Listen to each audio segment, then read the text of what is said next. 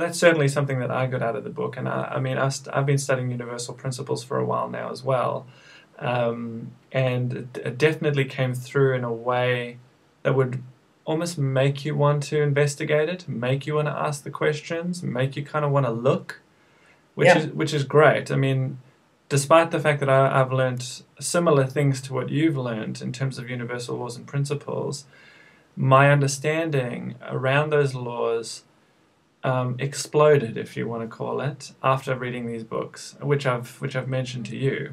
My understanding, the depth of understanding of those particular principles, like the law of conservation, the law of polarity, vibration and resonance, like you mentioned, all of that stuff I already knew, but it really took it to another level. So it's I think it's a great thing that you've added that into a story in a way that it's almost like subtly embedded into the story. And unless you've learnt universal laws and principles yourself, um, to a degree you wouldn't necessarily know that. It's almost like you're sharing something with the world through these stories that can help them, but in a way that it kind of almost it's not imposing, which I think was a really really smart and clever way to translate the laws through the story. So um, Thank you. wonderful.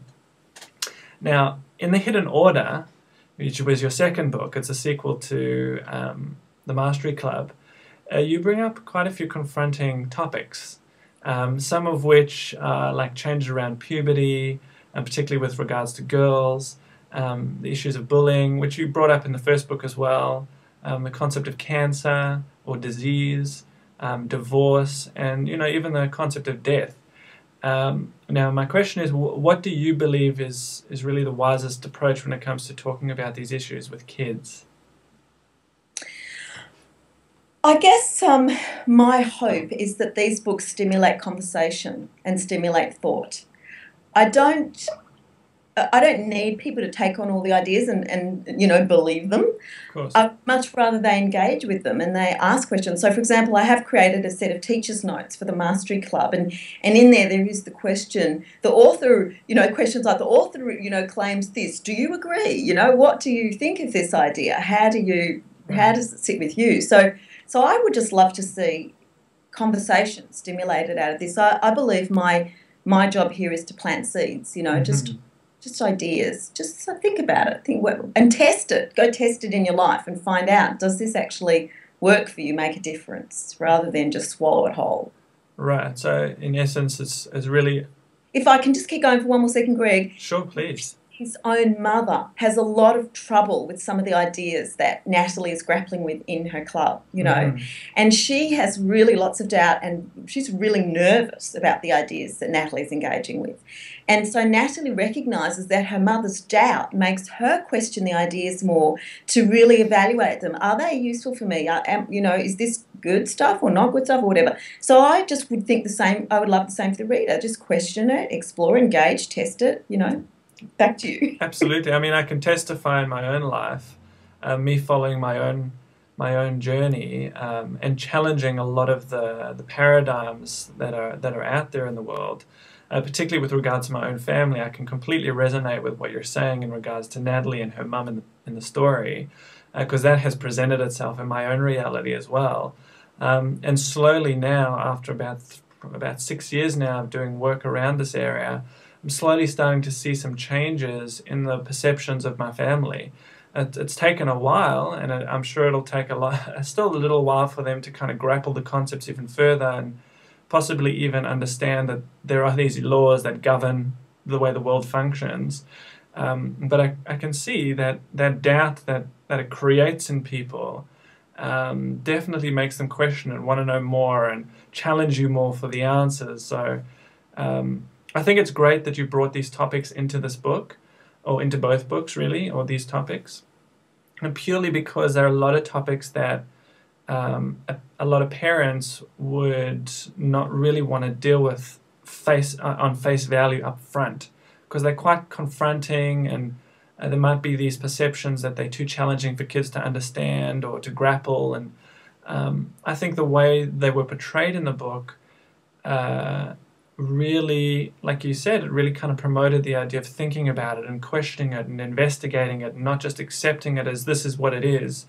Like, for example, when you spoke about cancer in the book, in The Hidden Order, it wasn't just about accepting, well, you know, she's sick and she's going to die. It wasn't just about that. It's like, well, there's a reason why this happened, and why don't we go and see if we can investigate why that was, and really look a bit deeper. So I think there was a really, really important thing that you kind of added in there, these topics of heated debate amongst parents as to, should we talk about this? Are they too young?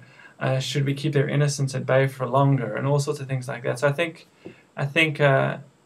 for parents to tackle these issues, it would be wise at any age, at any level, because they're not necessarily things to be scared of. They're not necessarily things to be concerned about. They're just things that happen.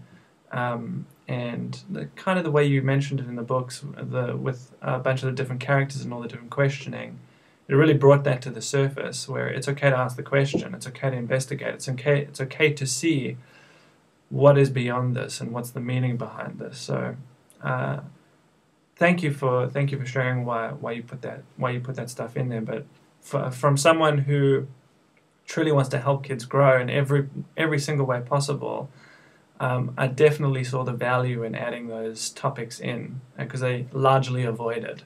I've found in my own family dynamics and in the families that I've observed, they just topics that parents are a little bit hesitant to step in and answer the questions about.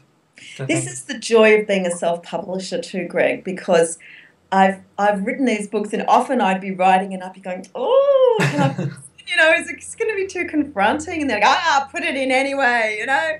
And if I had a publisher, it may well be that they would be saying, well, look, I'd tone that down a bit, or I'd just take that out, or I'd just kind of make that a bit more politically correct, or whatever it is, you know. Absolutely. I just jumped in with both boots, and in fact, one of the readers did email back and say, this is dangerous what you've done, you know. Yeah. You've really kind of talked very, you know, like really addressed some big issues, and I have, and it's because I think that I think to me one of the worst things is we have taboos around things and we can't talk about them. That's and right. The more we talk and the more we can communicate and the more we can share, the more we can think about it and be open, and, you know, I think that's a blessing, and no one has to adopt anyone else's ideas. It's just there to consider, you know. 100%. Well, thank you for bringing those up. They're great topics of discussion.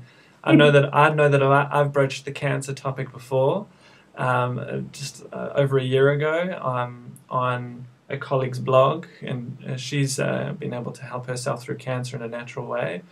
And it was a very, very, very heated topic for the whole day. A lot of support, lots of challenge.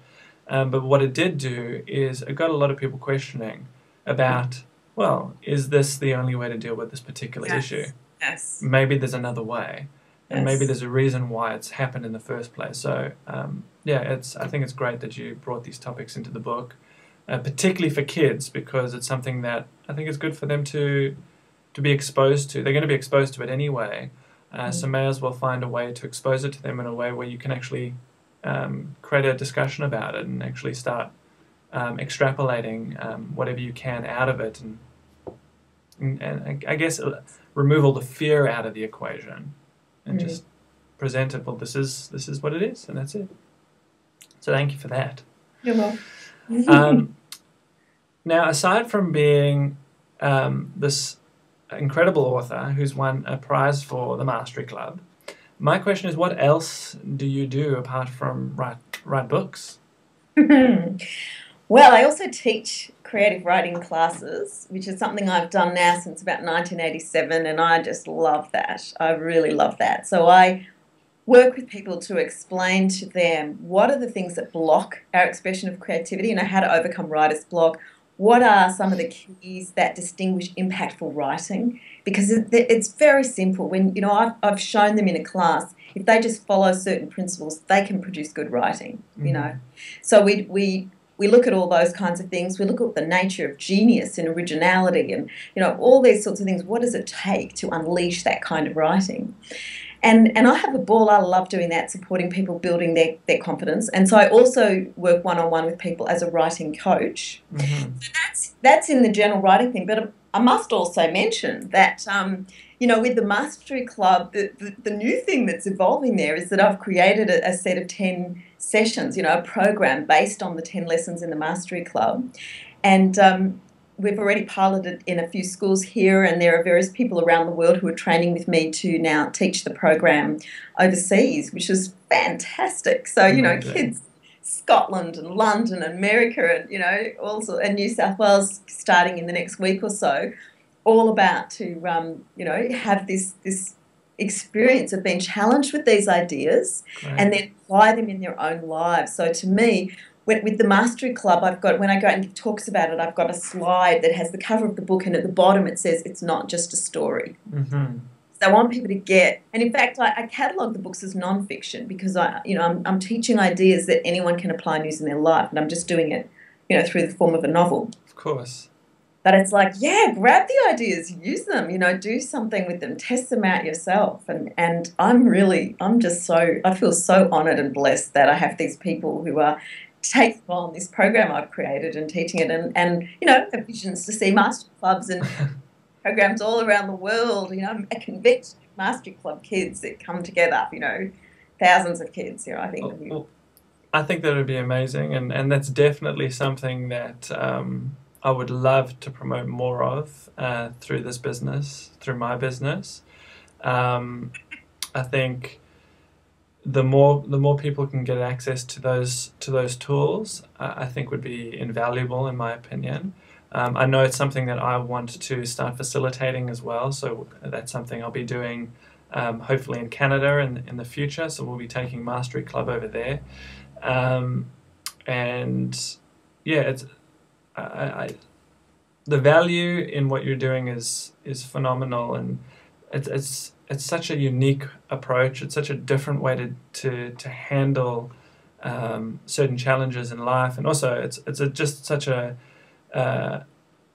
very practical way to assist kids to achieve things and to achieve what they actually want to achieve, not necessarily what we want them to achieve, but what it is that they want to get out of life, and to open them up to their own conversation with themselves and their own dreams, so to speak. So I think it's great that you're doing that, and like I said, it's something that I definitely want to promote more of through Be Who You Want to Be. It's an important component actually of what I want to deliver through the business is your stuff. So I'm very grateful that we got to meet, so I could give the world more access to this. Thank you. Oh no, you're welcome. You're welcome. Now, I have one more question, my final question. Okay.